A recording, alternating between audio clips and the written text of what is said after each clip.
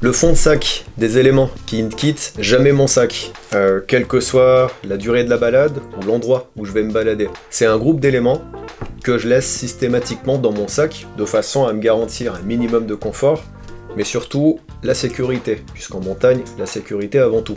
Salut, si vous ne me connaissez pas encore, je m'appelle Nico, je suis un passionné de marche, de nature, de montagne, de bivouac et de bons petits plats préparés sur le terrain avec de bons produits locaux. Dans cette vidéo, je vais détailler des éléments qui composent mon fond de sac. Le fond de sac, c'est un groupe d'éléments qui peut évoluer d'un sac à l'autre, mais qui sera toujours dans mon sac, quoi qu'il arrive. Et je le retire du sac uniquement quand je vais m'en servir. Ce groupe d'éléments, on va voir ensemble de quoi il est composé en détail, mais avant tout, je vous propose, si c'est pas encore fait, de vous abonner à la chaîne YouTube, de cliquer sur la petite cloche pour recevoir les notifications. N'oubliez pas non plus de cliquer sur j'aime à la fin de cette vidéo si vous en avez apprécié le contenu. La montagne, c'est un milieu contraignant, qu'on soit en haute, en moyenne ou en basse montagne, on peut vite se retrouver en situation dégradée, en situation de survie, où là ma vie sera en danger si je fais pas les bons choix, si je prends pas les bonnes décisions, et surtout si j'ai pas un minimum de matériel pour garantir ma sécurité.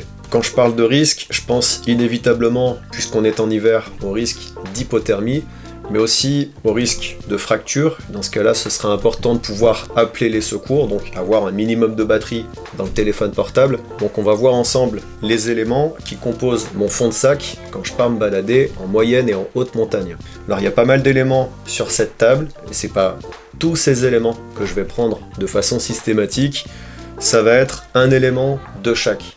Je vais détailler pourquoi tel choix plutôt qu'un autre. Alors le premier choix qui me vient à l'esprit, montagne égale isolation thermique.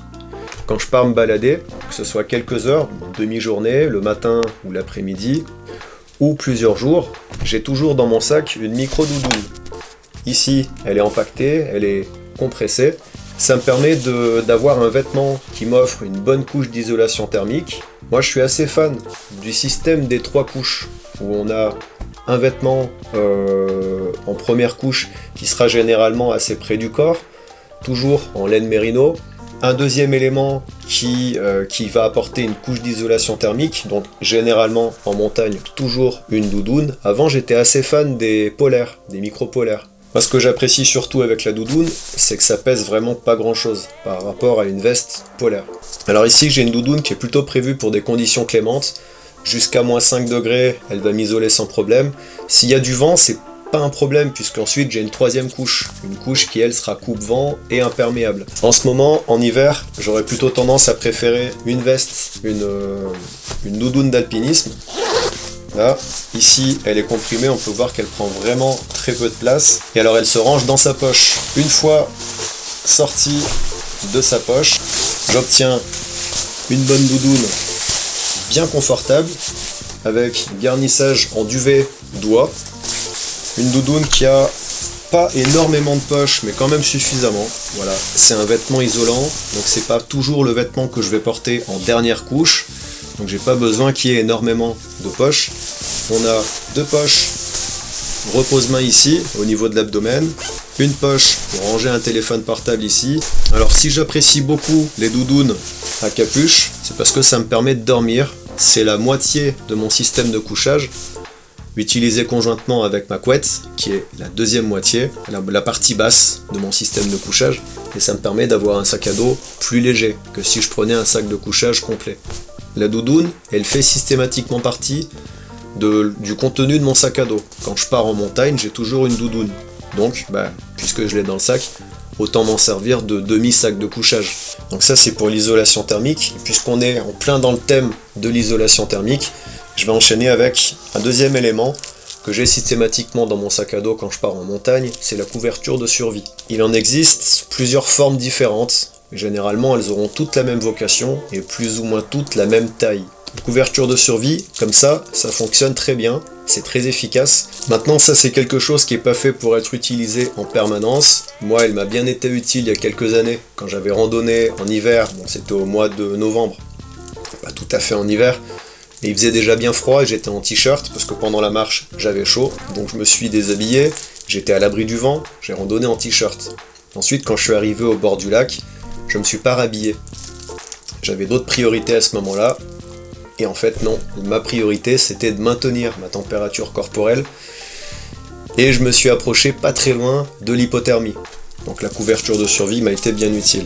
On a aussi des couvertures de survie dites lourdes, qui font pas non plus 3 kg.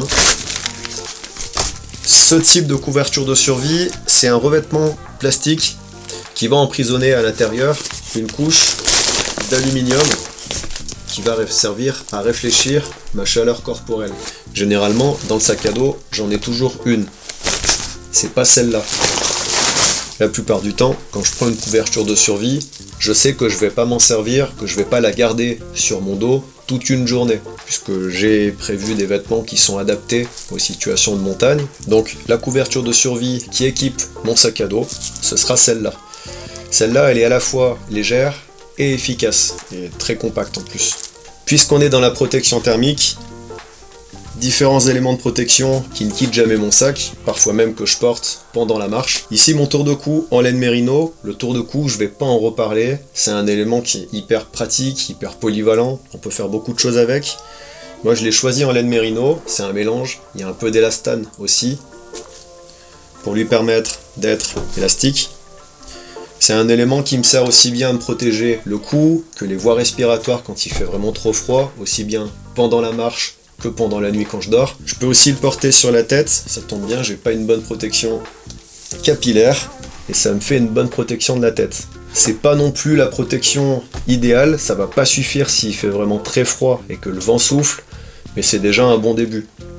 Ça c'est typiquement le type de protection que je mets sur la tête l'été, quand le soleil tape fort. L'été justement, et l'hiver aussi, je les ai quand même dans le sac quoi qu'il arrive. Je vais porter mes lunettes de soleil de façon évidente à me protéger les yeux quand il fait vraiment très soleil et quand il y a beaucoup de neige.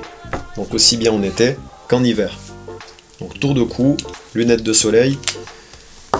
Ça c'est la base de la protection. L'été j'aime bien aussi porter, si j'ai pas le tour de cou ou s'il est utilisé pour autre chose, généralement j'ai toujours une casquette l'été. Donc ça c'est une casquette de course pour courir en montagne, qui est aéré ici, qui permet au cuir chevelu de respirer un petit peu mieux. Ensuite, qui dit protection dit risque de problème, de catastrophe, de blessure par exemple. Et dans ce cas-là, ça peut être bien d'arriver à joindre les secours de haute montagne. Je pense au PGHM évidemment. Ces hommes et ces femmes qui font du très bon travail, on pense beaucoup à eux quand on est en montagne et on les remerciera jamais assez. Donc s'il y en a d'entre vous qui bossent au PGHM, merci. Beaucoup d'amour pour vous.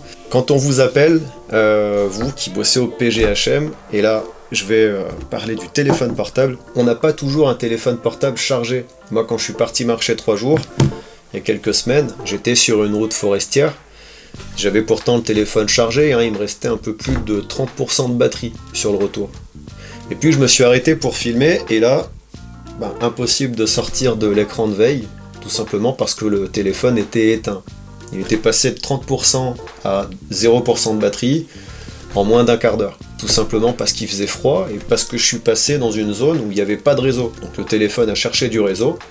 Là j'ai été bête, il aurait fallu que je le passe en mode avion, et puis que je le mette dans la poche à l'intérieur de ma doudoune pour le maintenir au chaud. Bon, il était dans la poche de bretelles de mon sac à dos, donc à l'extérieur de mes vêtements isolants. Il a pris un coup de froid, la batterie s'est déchargée. Donc dans ce cas-là, ça peut être bien d'emporter une petite batterie nomade. Un petit modèle comme ça qui fait 5000 mAh. Avec un modèle comme ça, on peut déjà recharger son téléphone suffisamment pour pouvoir appeler les secours. Donc ça c'est pour les secours. Mon fidèle couteau suisse, un couteau hyper polyvalent, c'est pas à vous que je vais l'apprendre, c'est le but du couteau suisse. Dessus on va retrouver tous les éléments qui vont m'être utiles en montagne. Je vais pas les citer, il y en a vraiment beaucoup, mais c'est un outil polyvalent par excellence. Et c'est le couteau qui m'accompagne systématiquement quand je vais en montagne. Donc le couteau suisse. Le briquet, ça c'est un élément indispensable, puisque même si sur mon réchaud à gaz Jetboil, il y a un allumage piezo qui permet de démarrer le réchaud sans passer par un briquet, j'ai pas systématiquement mon réchaud à gaz Jetboil dans le sac à dos. Ça c'est un réchaud qui est absolument génial, il est hyper performant, mais c'est un truc de compétition ça. Ça c'est pour faire l'Everest, c'est pas pour aller me balader dans mes petites montagnes de Chartreuse. Néanmoins, Si je pars en hiver, c'est un élément qui me rassure dans le sac à dos. C'est hyper rassurant d'avoir un truc de compétition comme ça. En équipement de protection, je vais ajouter un gilet de signalisation. Le chasuble, qui est à la fois réfléchissant et fluorescent. Ça, c'est un élément qui quitte plus mon sac depuis de nombreuses années. Parce que, aussi bien quand je commence la rando, que je passe par la forêt et qu'il y a les chasseurs, ça me permet de me signaler.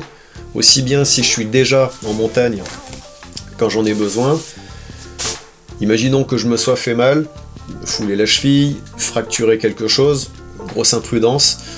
Je me fracture la jambe, je suis immobilisé. Une fois que je me suis mis à l'abri sous ma couverture de survie, avec le réchaud pour me maintenir au chaud, je vais avoir besoin de me signaler. Donc j'ai appelé les secours, j'attends qu'ils arrivent, je suis allongé par terre, je vais mettre le gilet réfléchissant sur la couverture de survie, je vais le tenir, comme ça s'il y a du vent ça évite qu'il s'envole, et l'hélico du PGHM va me retrouver sans problème. Peut-être aussi qu'ils vont attendre que le jour se lève pour entamer les recherches, ça dépend surtout de la météo. Ensuite en termes d'hygiène, j'aime bien avoir un petit bout de savon dans mon sac à dos. Généralement c'est du savon d'Alep, j'aime bien en avoir dans le sac à dos pour avoir les mains propres, puis pour me faire une petite toilette quand je pars plusieurs jours. Je suis pas très copain avec le gel hydroalcoolique parce que ça désinfecte les mains, mais si les mains sont sales, il va rester des sédiments sur les mains. Et puis avec le gel hydroalcoolique, on peut pas tout faire non plus. Avec du savon comme ça, je peux désinfecter une blessure. J'aurais tendance à pas trop le faire avec du gel hydroalcoolique. J'ai pas envie que ce truc chimique rentre en contact avec mon sang. Papier d'identité dans une pochette étanche, voilà, donc protégé contre l'immersion. Papier d'identité, carte vitale, des petites coupures, ça peut être vraiment pratique pour acheter à manger dans les endroits qui sont pas équipés d'appareils à carte bancaire. Et puis en parlant de manger, j'ai toujours dans le sac une barre comme ça qui est protéinée et qui est suffisamment calorique pour me donner un petit coup de... Quand j'ai un petit coup de faim et que c'est pas encore l'heure de manger, je tape un croc là-dedans et ça me permet d'attendre un peu. Quand je bivouac, j'utilise un abri, généralement un tarp, pour me protéger des intempéries. Pour l'installer, normalement, mon tarp est déjà équipé de ses cordelettes. Maintenant, je peux avoir besoin de cordelettes en plus, soit pour changer le type de montage du tarp, soit pour étendre mes vêtements, soit pour installer une lanterne. Dans ce cas, j'utilise un petit peu de cordelettes, ça c'est de la corde en Dynéma, pour faire un étendage, de la cordelette fluorescente et réfléchissante. Comme ça, je peux étendre mes vêtements qui ont pris la pluie. Toujours avoir un petit peu de cordelette. J'ai jamais été scout, mais je pense que la cordelette, c'est vraiment un élément qu'il faut avoir dans la poche. Dans le sac à dos, quoi qu'il arrive. Il reste les bâtons et la trousse de soins. C'est des éléments que j'aime bien emporter avec moi, systématiquement, même quand je vais pas camper. Quand je vais camper, je m'en sers pour monter mon abri, mais quand je vais pas camper, je m'en sers pour redescendre.